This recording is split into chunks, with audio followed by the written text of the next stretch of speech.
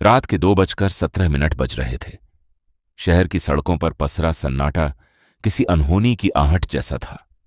राहुल, जो शहर के एक रईस खानदान का बिगड़ा हुआ लड़का था, अपनी नाइट शिफ्ट खत्म करके सड़क किनारे खड़ा था। राहुल के लिए लोग और नियम सिर्फ पैरों की धूल थे। घमंड में चूर उसने एक टैक्सी बुक की। तभी अंधेरे को चीरती हुई एक पुरानी काली टैक्सी उसके सामने रुकी। ड्राइवर की सीट पर बैठा शख्स बिल्कुल शांत था। उसकी आंखें गहरी थीं, मानो उनमें कोई पुराना दर्द दफन हो।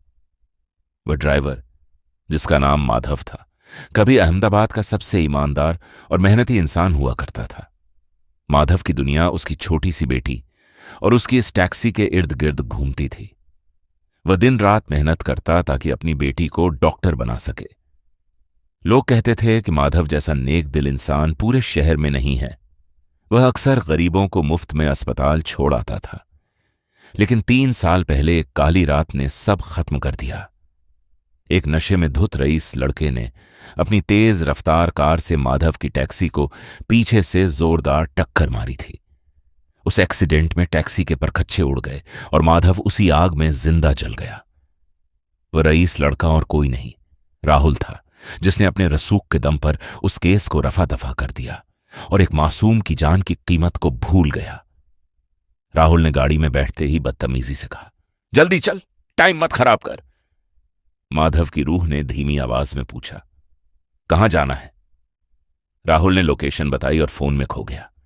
लेकिन जब उसने सिर उठाया तो देखा कि रास्ता बदल चुका था।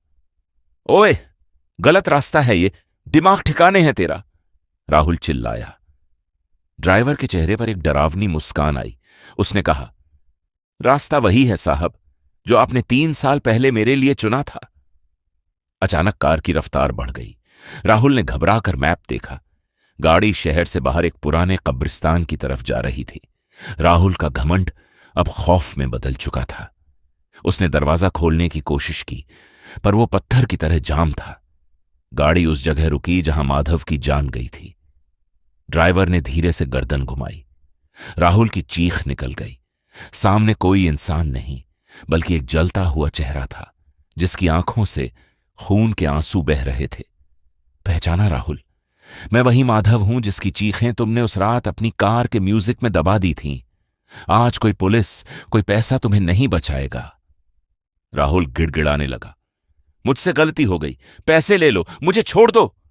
माधव की रूह हंसी, हिसाब पैसों से नहीं, जान से होगा। अगली सुबह पुलिस को कब्रिस्तान के ठीक बाहर वहीं पुरानी टैक्सी मिली। गाड़ी के अंदर कोई नहीं था, बस पीछे की सीट पर राहुल का महंगा फोन पड़ा था। उसमें एक वॉइस रिकॉर्डिंग चल रही थी, जिसमें राहुल की आखिरी चीखें और माधव की वो दर्दनाक हंसी कैद थी। आज भी अहमदाबाद की सड़कों पर जब कोई अहंकारी व्यक्ति रात के अंधेरे में अकेला निकलता है, तो वो पुरानी टैक्सी आज भी नजर आती है। माधव आज भी उन लोगों की तलाश में है जो दूसरों की जिंदगी को खिलौना समझते हैं। चेतावनी, अगर रात के सन्नाटे में कोई पुरानी काली टैक्सी बिना बुलाए आपके पास आकर रुके, तो एक बार ड्राइवर की आंखों में जरूर देख लेना, कहीं वो आपका पिछला हिसाब करने तो नहीं आया। क्या आपने भी ऐसी टैक्सी देखी है क्या? कमेंट्स में बताएं। अगर कहानी अच्छी लगी हो तो लाइक जरूर करें और चैनल को सब्सक्राइब जरूर करें।